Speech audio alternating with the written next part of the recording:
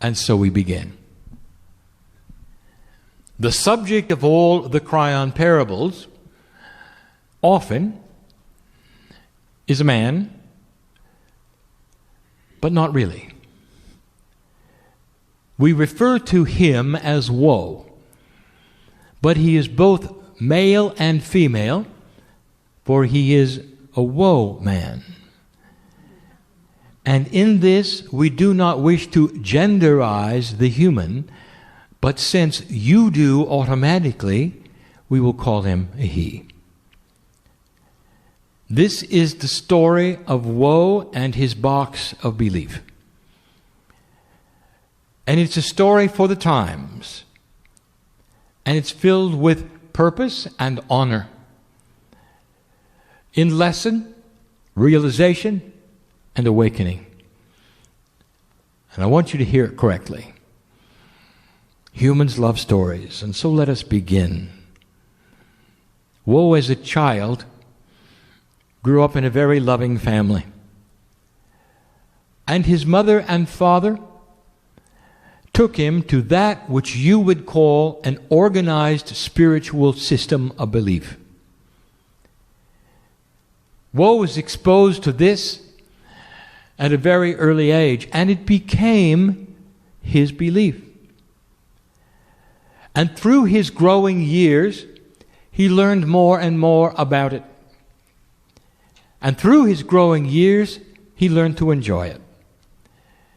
So that by the time Woe was an adult, he was fully invested in this belief.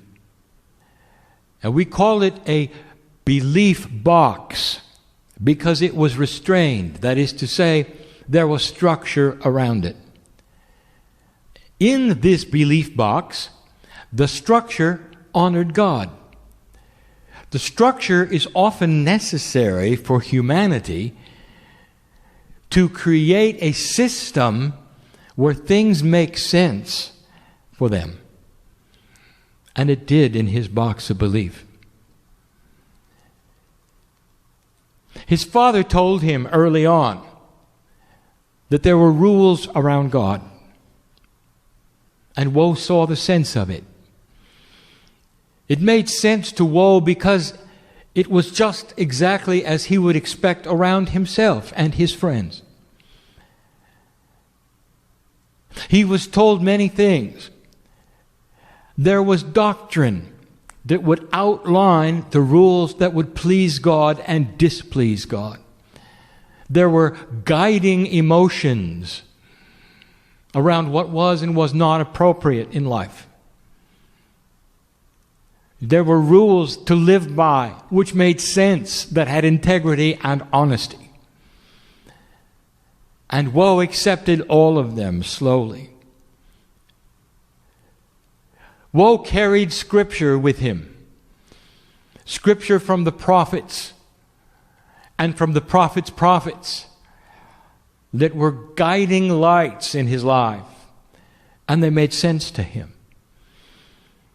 He carried a pocket version of them with him all the time, so he would then remember what they had to say.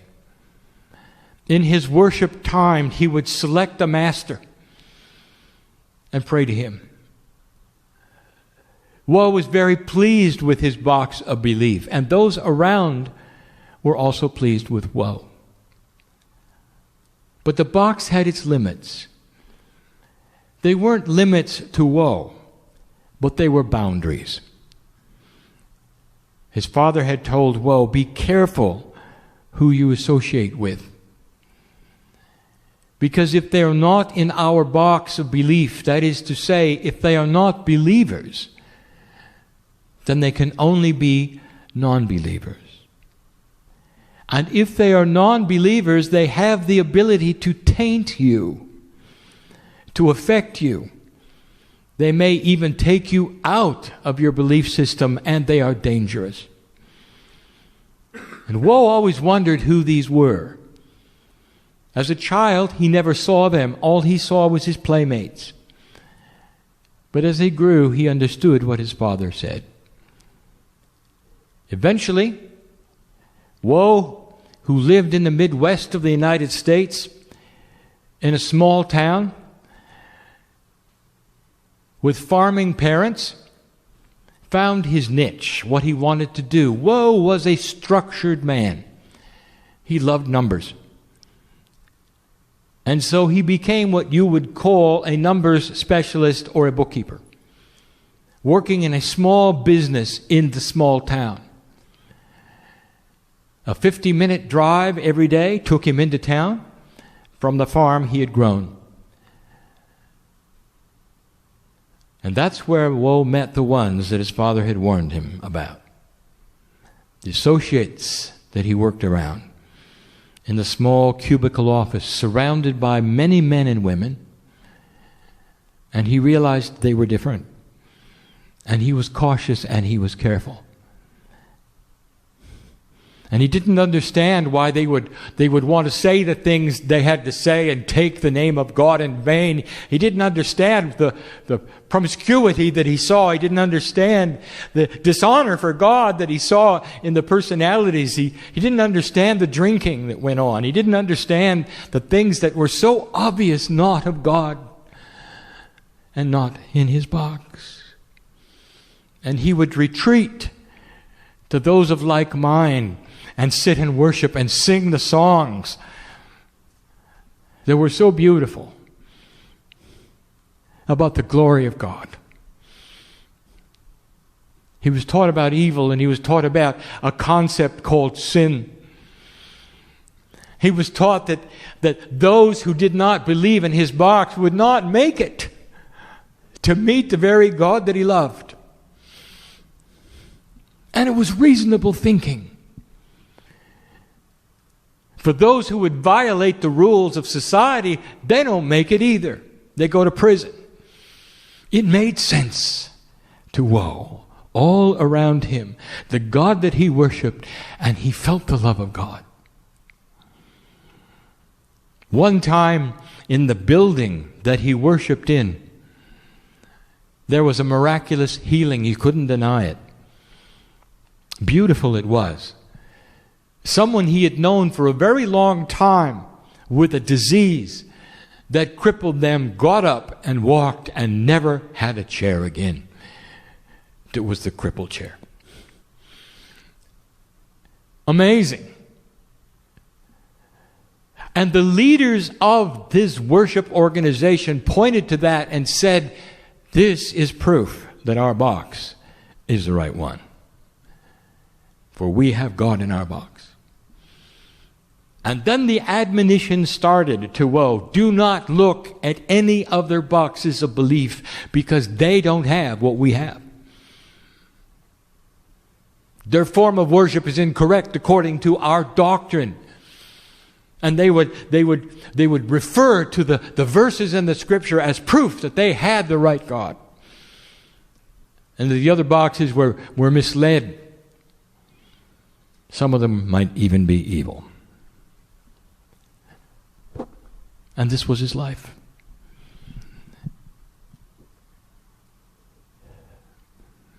Woe was not unhappy with his life.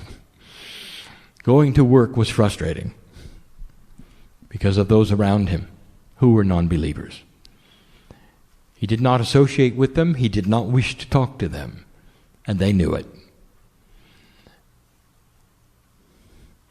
And then it happened. How do I describe this to you in a way that you can understand, human being? So I'll give it to you as it occurred.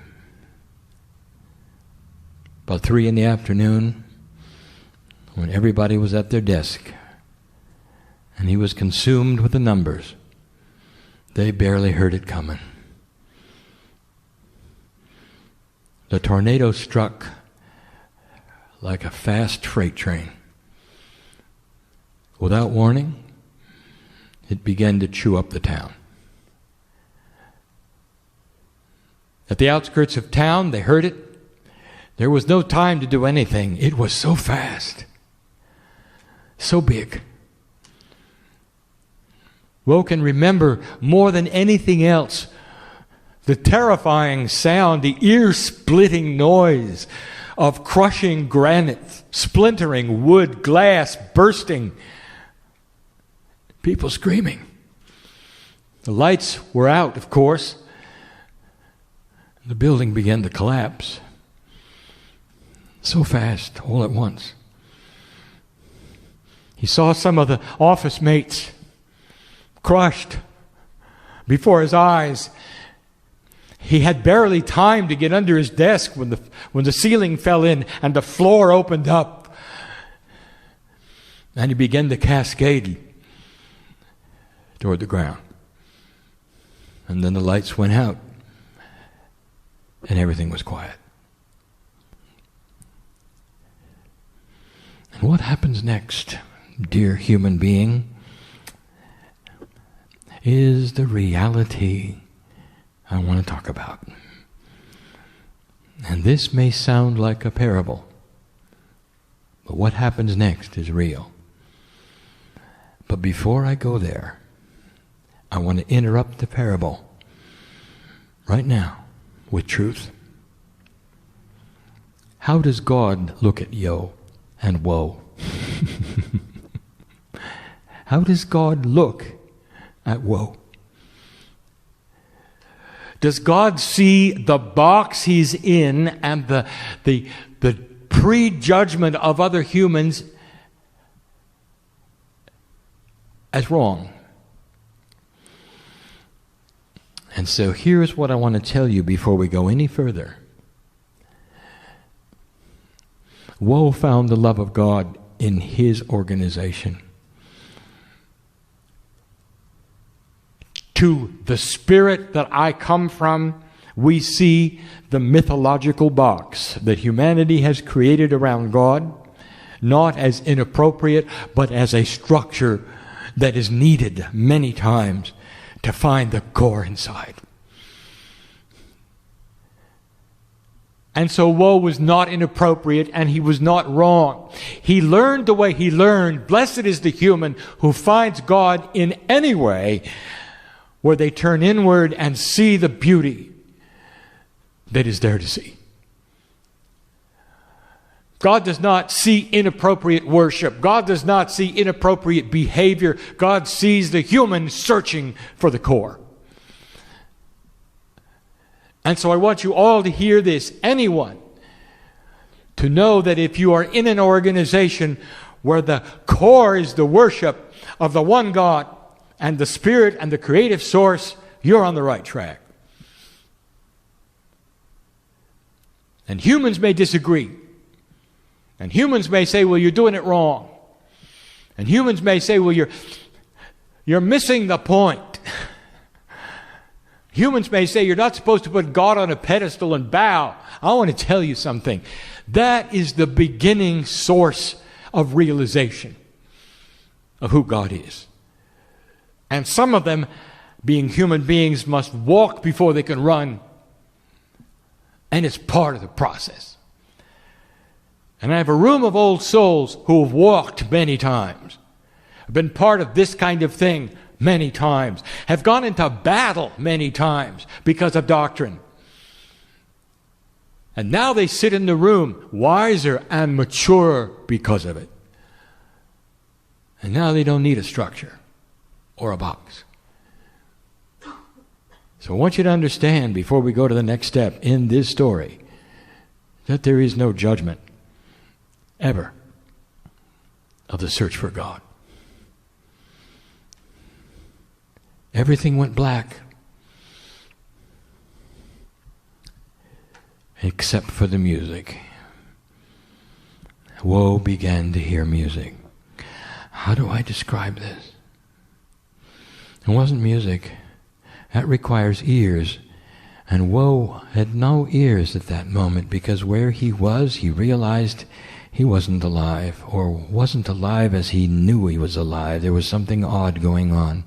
He was in a place, not a tunnel. It wasn't a cave.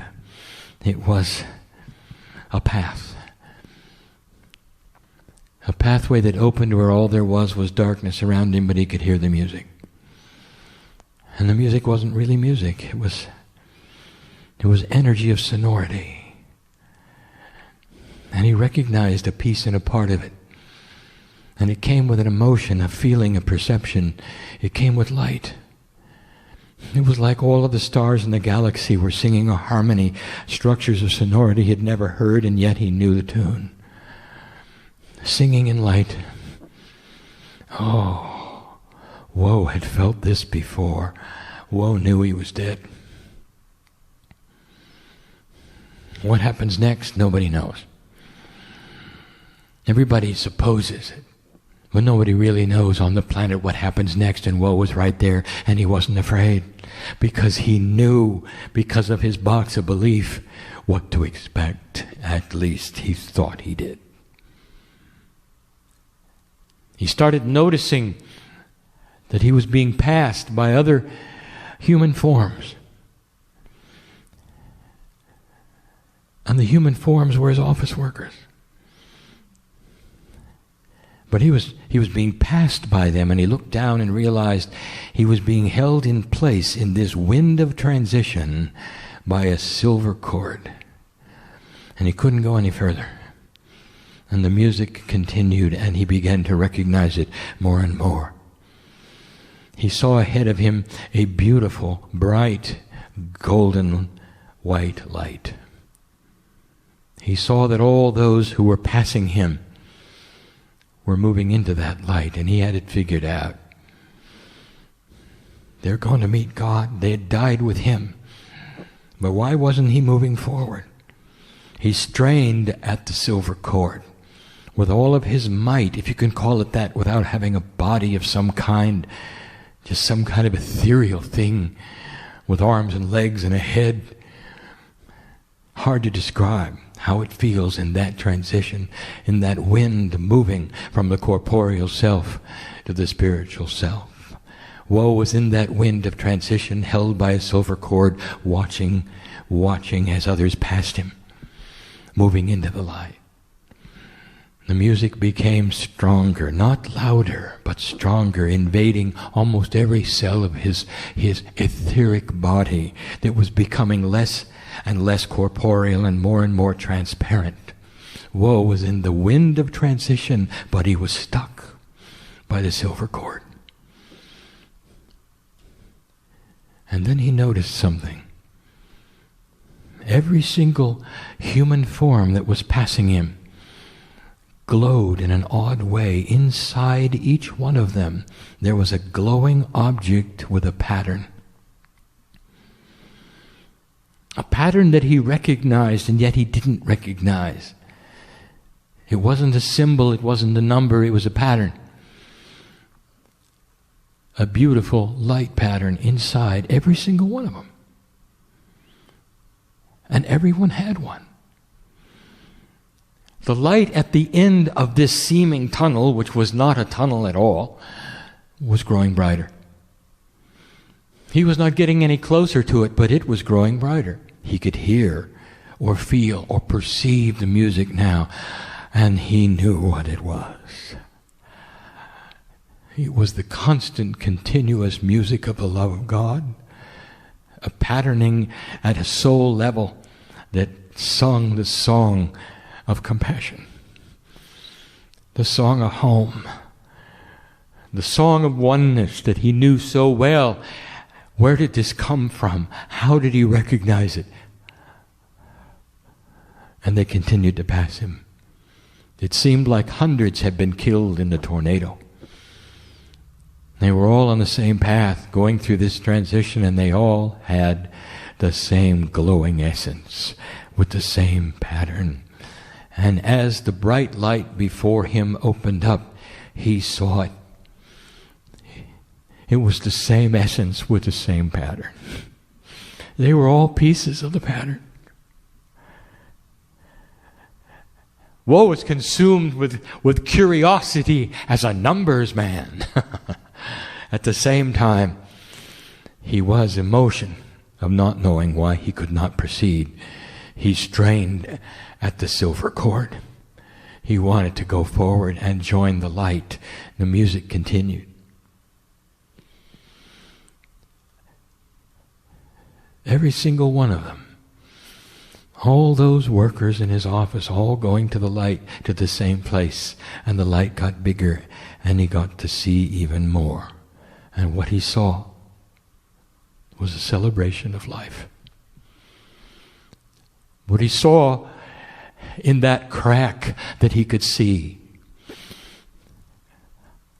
was a reunion. And there was joy. There was not judgment. There was joy. And it's not what he was taught. And it was beautiful. It didn't matter who it was. They were all collecting and moving past him, and he wanted so much to go forward, held by that tether. And he wondered, is this the way it's going to be? Is this some place where you're stuck between worlds? Why am I not moving forward or back? What is going on? But he wasn't frustrated because he was in the wind of love.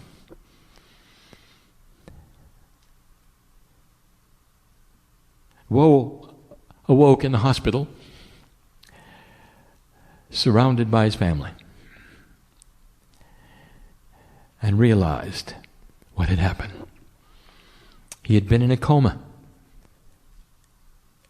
Now we stop the parable again to explain that woe had just had what has been called by humanity as an NDE, a near-death experience. We rename that, by the way, NLE, near-life experience. No one comes back from an NDE and recovers. They come back changed. No human can go into the wind of transition, even temporarily, without being affected at the corporeal essence level. Something happens to them. It's difficult to explain, but when you're in the wind of transition, you're changed. And the longer you're in the wind, the more changes occur. The very essence of your awakened spirit expands. It's like every moment in the wind is like another lifetime of wisdom that you live and you see. And woe came back and opened his eyes. And the family stood around him. And he knew instantly he was alive, but that he had witnessed something extremely real. And he looked around and he had a new gift. For every single corporeal family human member standing around the bed had a glowing essence with a pattern. He was able to see God in everyone. They celebrated his life, and eventually he healed. And the first time he got up and went into the room with a mirror, he saw it in himself. The glow was there, the pattern was there. He looked at the doctors, the nurses. He went out on the street, and they all had it. Now what happens next may surprise you. Woe could have done anything at this point because woe had knowledge beyond his box of belief. In fact, it conflicted with his doctrine.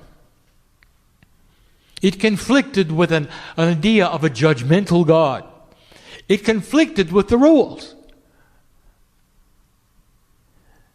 To confirm it, woe did something he never told anybody about. When nobody knew where woe was, woe visited another box.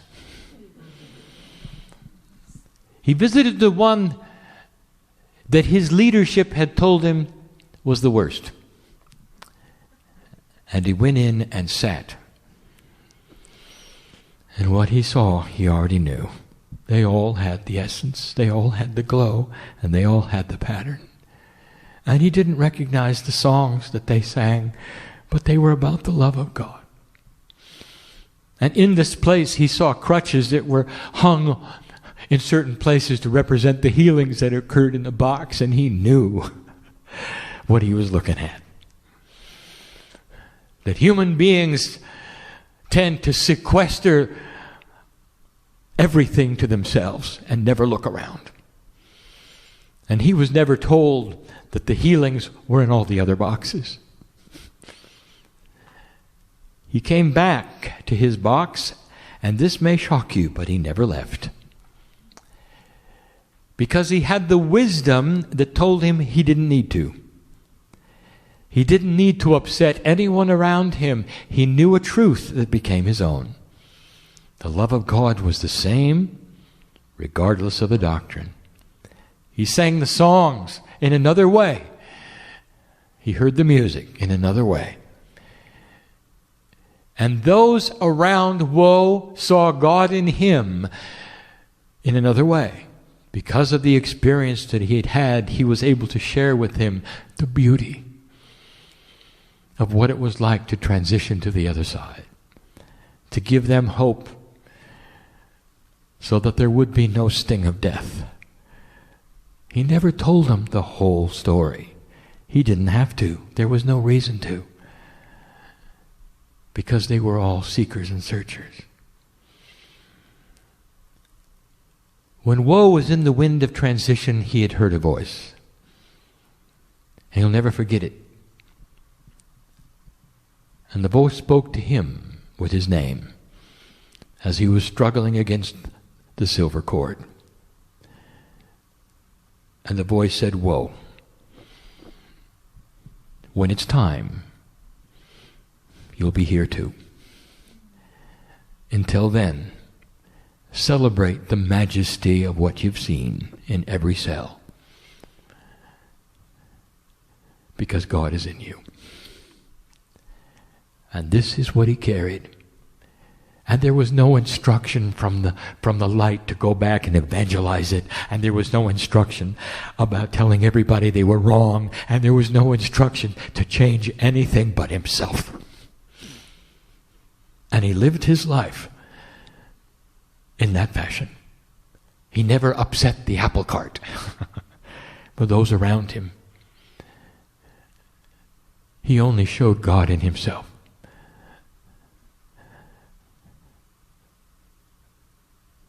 And that was good enough for woe. And we could end the parable by telling you there was a day that woe experienced the wind of transition without the cord.